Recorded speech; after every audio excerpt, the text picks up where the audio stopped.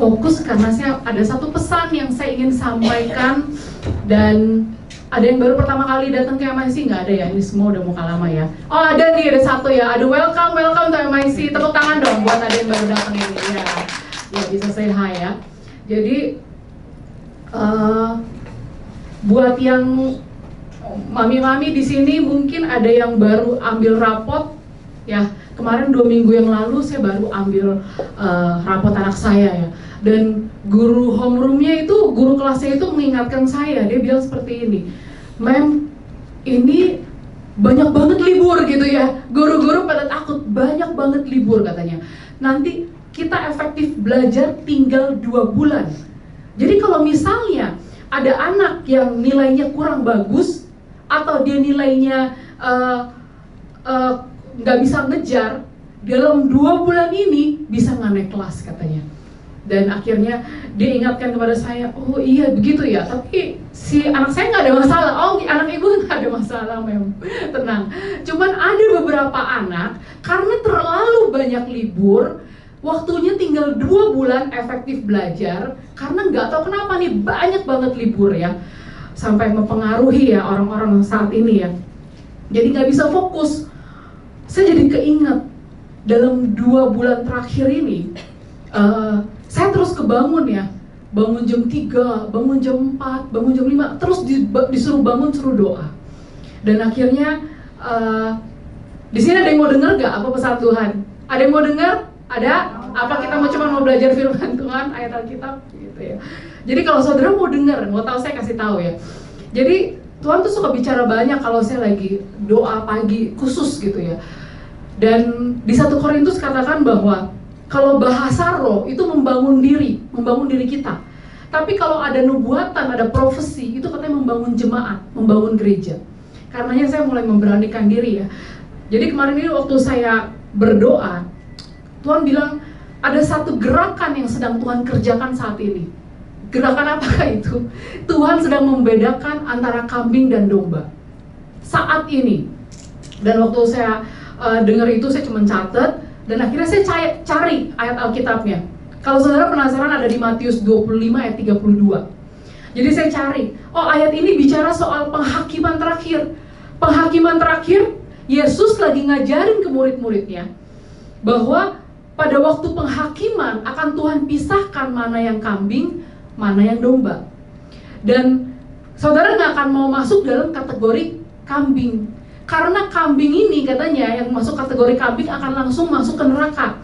Sedangkan kalau masuk kategori domba, saudara akan masuk ke dalam kerajaan sorga. Kabar baiknya adalah sekarang masih ada waktu. Jadi kalau misalnya saudara merasa, aduh saya nggak begitu terlalu kerohanian saya kayaknya masih suam-suam kuku, saya masih setengah-setengah. Ini sekarang masih ada saatnya, masih ada waktu untuk saudara ngejar ketinggalan. Jadi saudara, biar pastikan saudara masuk dalam kategori domba.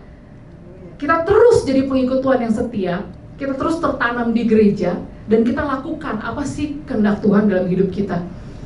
Kemudian di pasal 25, pasal 26 dikatakan Yesus itu 2 hari lagi mau merayakan Paskah. Jadi mirip ya, kita ini lagi sebulan lagi kita mau merayakan Paskah.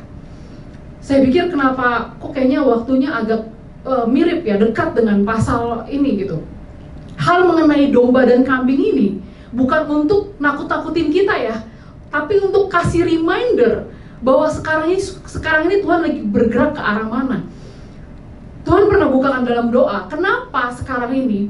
Karena sekarang ini strategi musuh itu lagi gencar-gencarnya, lagi kuat-kuatnya untuk membuat anak Tuhan jatuh, untuk membuat anak Tuhan itu distracted, untuk membuat anak Tuhan itu terhalang tujuannya, sehingga kata Tuhan mereka lost and never return.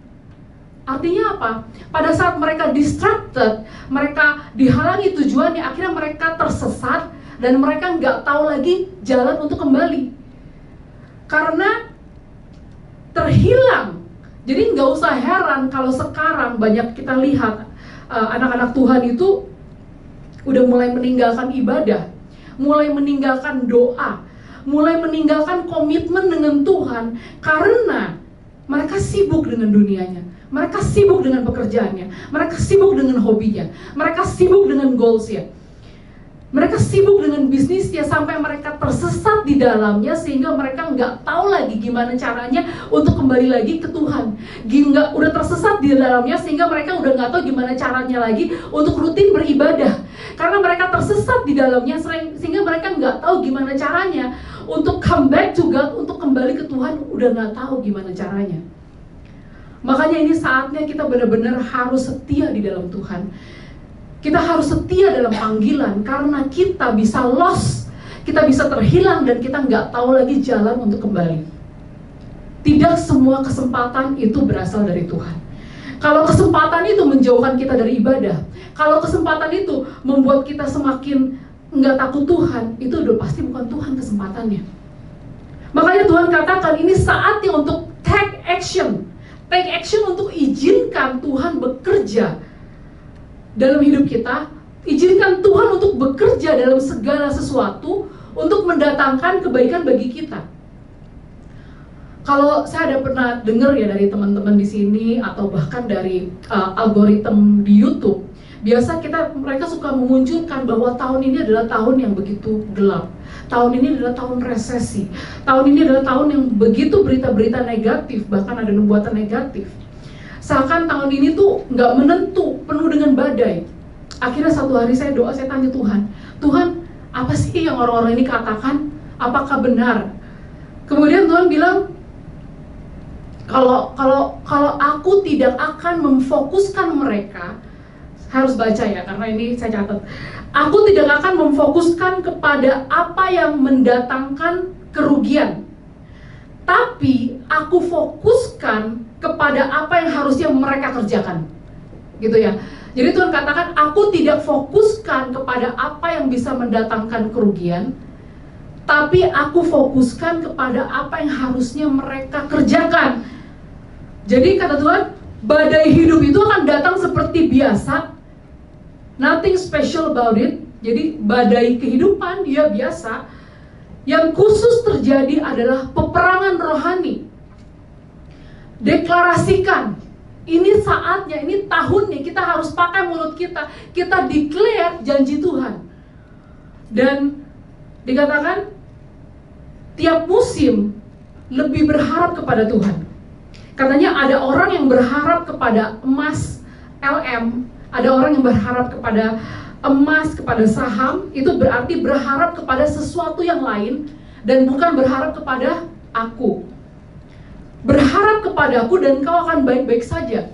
Dari tahun ke tahun, dari tren satu ke tren yang lain, kata Tuhan, kau gak pernah kekurangan. Jadi hati-hati dengan siapa orang yang kita dengar, apalagi kita percaya. Pada saat kita mendengar dan kita percaya, apakah kita biasanya langsung berdoa puasa? Enggak, panik, langsung mulai pelit, mulai budgeting, jadi mulai nggak mau berbagi lagi sama orang lain, udah nggak mau lagi jadi saluran berkat, dan larinya kemana?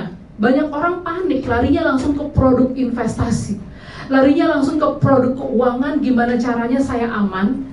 Tapi kita lihat berita belakangan ini, begitu banyak orang yang menaruh harapannya kepada satu produk investasi tapi marah kena penipuan.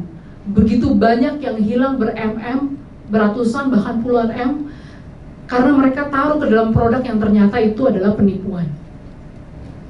Jadi di MIC kita doakan tahun ini adalah tahun double grace, tahun double perkenanan Tuhan. Kita katakan kepada gunung masalah kita, grace, grace, double grace.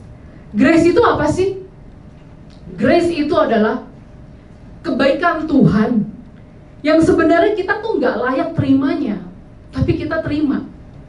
Jadi grace itu adalah kita menerima favor-nya dari Tuhan, bukan karena hasil perbuatan kita, bukan karena apa yang kita lakukan, tapi kita dapat favor-nya karena Tuhan mau kasih kita. Jadi bukan hanya satu grace, tapi ada double grace. Makanya di tahun ini kita harus perkatakan grace, grace, kasih karunia Tuhan, kasih karunia Tuhan. Gunung di depan saya pasti akan pergi. Ini caranya salah satu untuk dalam menghadapi tahun ini. Bahkan saya sudah dengar beberapa kesaksian di tempat ini ya. Ada yang udah masuk dalam musim double grace, gajinya sampai sudah jadi double sekarang. Ada juga yang naik jabatan ya.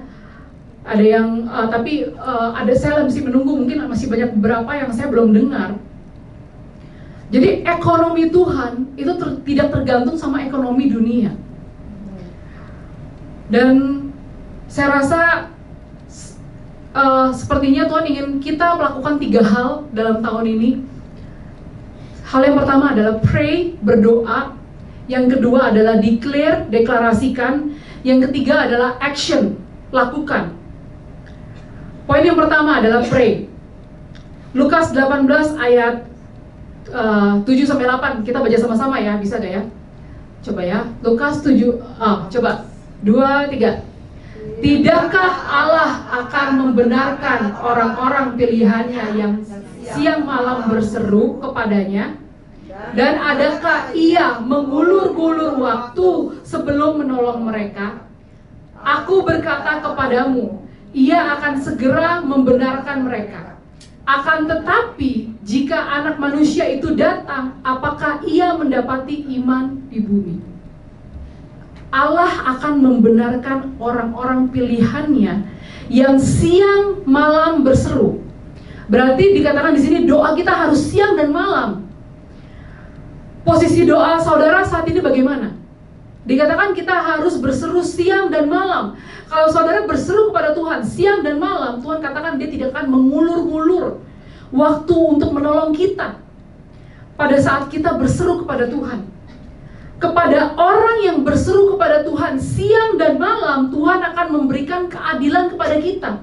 Ini sebenarnya adalah perumpamaan daripada janda yang tidak jemu-jemu ya. Jadi dalam hidup ini mungkin ada saudara yang merasa kita nggak diperlakukan nggak adil. Kita merasa kenapa saya diperlakukan seperti ini? Tapi dikatakan Tuhan akan membela kita. Tuhan akan membela kita pada saat kita berseru kepada Dia siang dan malam. Dan dikatakan hal yang penting lainnya adalah iman. Apakah kita punya iman bahwa pada saat kita berdoa masalah kita akan selesai? Apakah kita punya iman? Karena banyak orang yang berdoa tapi tidak punya iman. Kalau saudara berdoa tapi saudara nggak percaya Tuhan mampu, sia-sia doa saudara. Buat apa saudara doa tapi saudara nggak percaya? Jadi kalau kita percaya akan kuasa doa, apalagi kita doakan siang dan malam, maka Tuhan katakan dia nggak akan ngulur-ngulur waktu untuk menolong kita. Dia tidak akan berlama-lama untuk menolong kita. Dia akan menjadi pembela kita. Amin. Amin. Adakah dia temukan iman di bumi pada waktu Tuhan datang? Jadi saudara harus terus perkuat iman saudara. Jangan karena lihat keadaan gak berubah, saudara langsung lemah imannya. Saudara dan saya di sini, saudara diciptakan khusus ya. Tiap orang itu punya ada spesial, ada tujuan khususnya. Dampak yang bisa kita tunjukkan biasa lewat orang sekeliling kita ya, dari keluarga kita paling dekat, terus orang kantor, teman kita, orang-orang yang kita kenal gitu ya.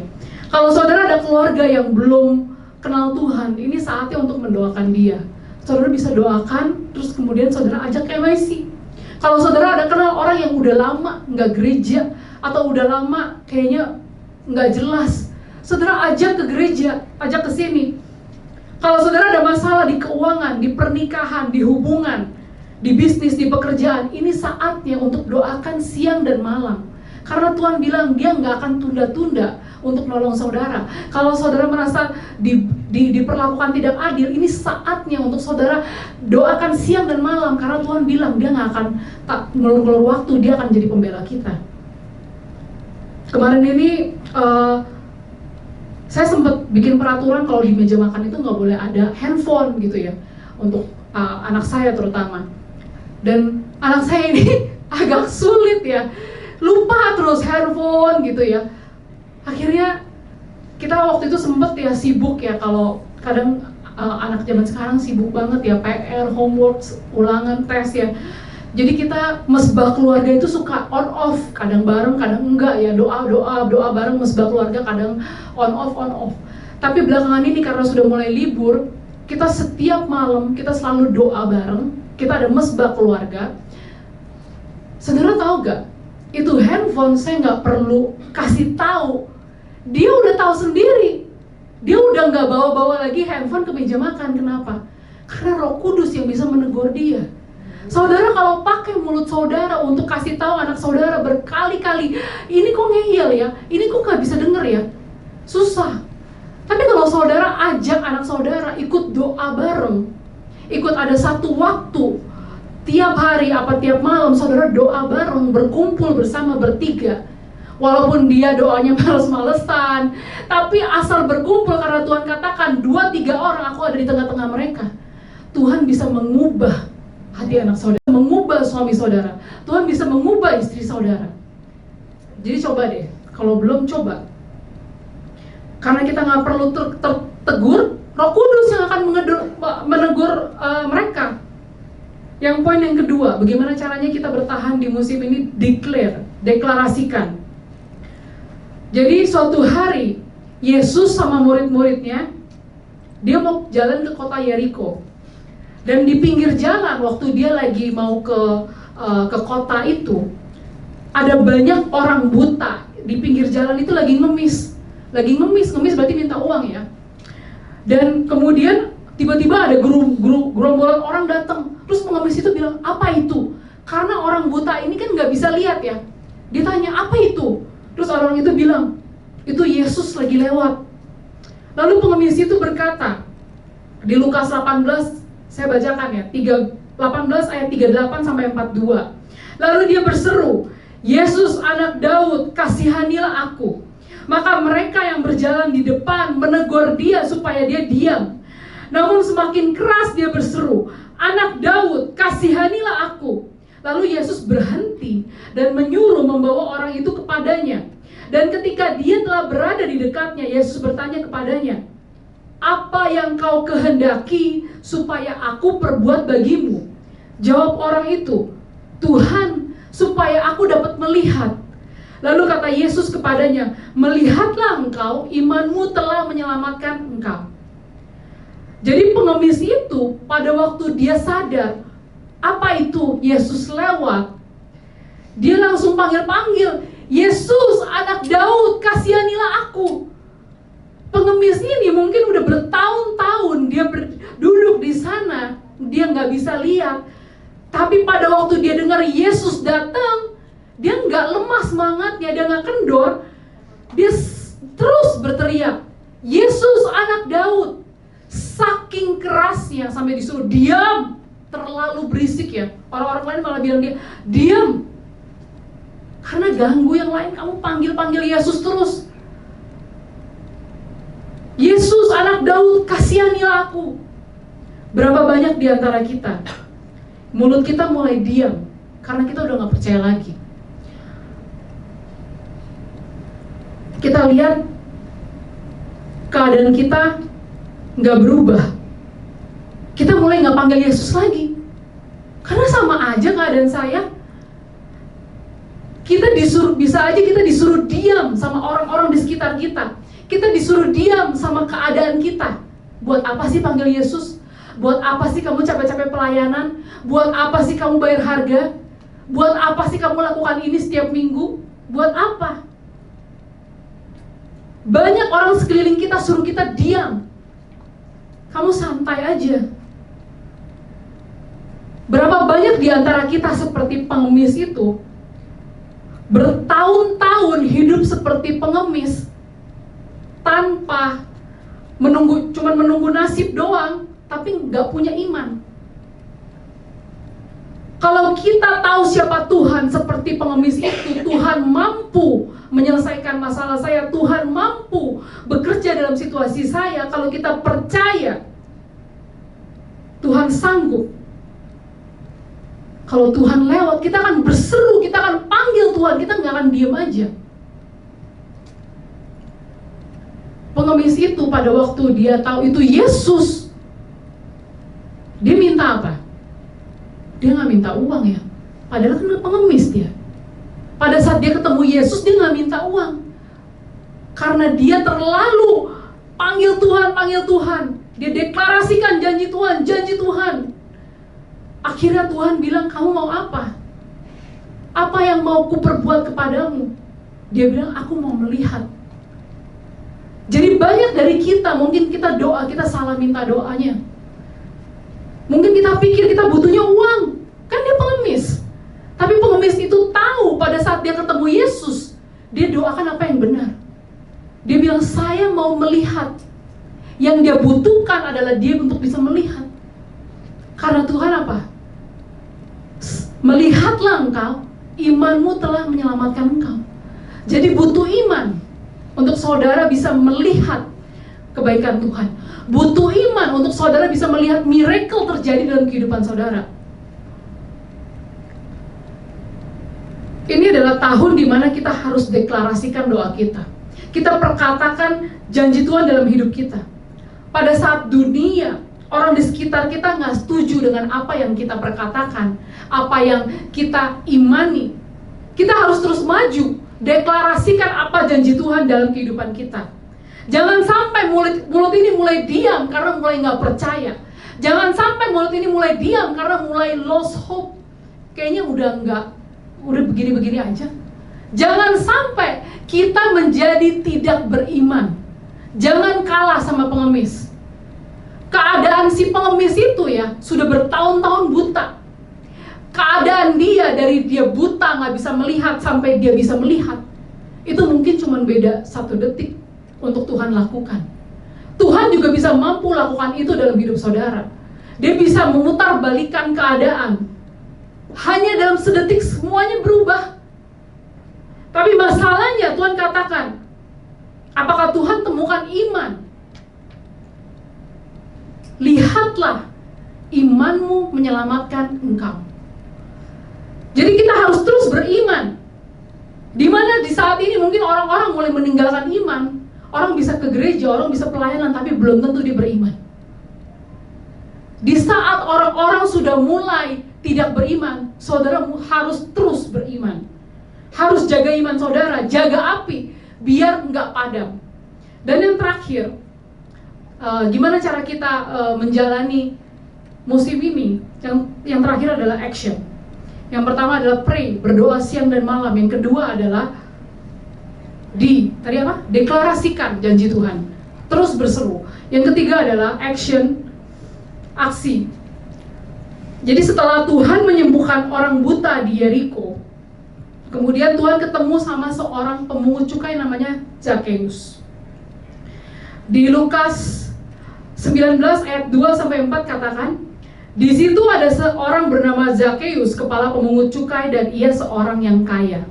Jadi orang ini sudah posisinya kaya. Dia berusaha untuk melihat orang apakah Yesus itu, tetapi dia tidak berhasil karena orang banyak, sebab badannya pendek. Maka berlarilah dia mendahului orang banyak, lalu memanjat pohon ara untuk melihat Yesus yang akan lewat di situ. Jadi yang ketiga kita belajar dari Zakheus. Pada waktu Zakheus tahu Yesus masuk ke kota, dia ada gambarnya ya. Dia itu sampai manjat ke pohon. Jadi kalau dari sini mungkin agak gelap. Zakheus itu bajunya, ceritanya pakai bajunya repot ya, bagus banget, orang kaya pada zaman itu. Dia sampai mau manjat ke pohon cuman buat lihat Yesus. Kalau saudara tahu, pemungut cukai di sini bahasa zaman sekarang apa ya? Tukang pungut pajak gitu ya. Orang pemungut pajak ini bagi bangsa Israel itu sangat dibenci. Orang pemungut pajak ini sangat dibenci. Bahkan orang-orang kalau yang orang-orang yang berdosa yang masuk di penjara aja katanya saya nggak mau disamakan sama pemungut pajak. Karena saking bencinya mereka dengan yang namanya pemungut pajak. Jadi dia ini di outcast, dia tuh dikucilkan sama lingkungannya. Karena mereka pemungut pajak ini dianggap ngambil duit rakyat. Jadi minta pajak-pajak, tapi pajaknya dilebihin lagi, dimasukin ke kantongnya dia, makanya semua pada benci sama dia. sangat ditolak oleh masyarakat. Berarti nggak ada yang mau ngobrol sama dia, nggak ada yang mau satu meja sama dia. Tapi Yesus melihat kesungguhan dia. Dia mau lihat Yesus sampai manjat pohon, sampai lari-lari manjat pohon. Dan karena ini Yesus bilang, aku mau menginap di rumahmu. Wah, semua pada kaget. Gimana sih Yesus? Masa dia nginep di rumah orang berdosa? Orang yang berdosa aja gak mau disamain sama dia. Saking parahnya si tukang pajak ini. Ini saatnya kita harus take action. Saat ini kita harus punya rasa lapar dan haus akan Tuhan seperti si Zakheus ini. Kita harus benar-benar mau mencari Tuhan seperti si Zakheus, benar-benar niat mau cari Tuhan sampai harus manjat pohon. Kita harus take action. Kita nggak boleh pasrah sama keadaan kita. Kita jangan dikit-dikit, aduh nggak bisa ibadah, udahlah nggak apa-apa, masih ada minggu depan. Tapi minggu depannya nggak bisa lagi, nggak apa-apa lah, masih ada minggu depan. Kita jangan dikit-dikit pasrah, harusnya diperjuangkan, harusnya di fight. Karena Zakheus, dia merasa dia dikasihi Tuhan, dia lakukan apa? Dia katakan, setengah dari hartaku saya kasih ke orang miskin. Dan kalau ada orang yang dia peras sebelumnya, yang dia pungut pajak lebih, dia bilang saya kasih bayar 4 kali lipat. Kemudian Tuhan bilang apa? Keselamatan terjadi di sini hanya karena si Zakheus ini take action. Action dia yang pertama adalah dia mau benar-benar cari Tuhan.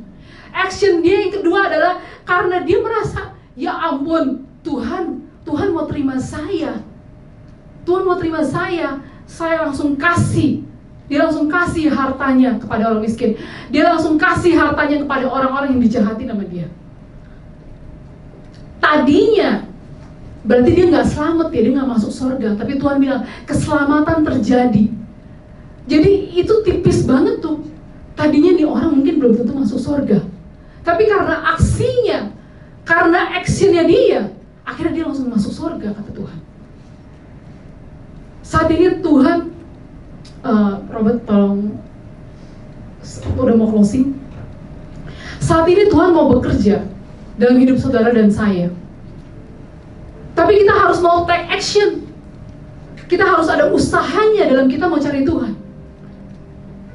Ada usahanya dalam kita mau memperbaiki keadaan kita. Ada usahanya yang kita lakukan untuk kita mau lakukan apa kehendak Tuhan walaupun itu sulit. Dan ini ada satu pesan yang Tuhan katakan, ini untuk saudara semua. Tuhan katakan, tidak ada yang bisa menggagalkan rancangan Tuhan. Banyak orang udah menyerah duluan katanya sebelum bertanding.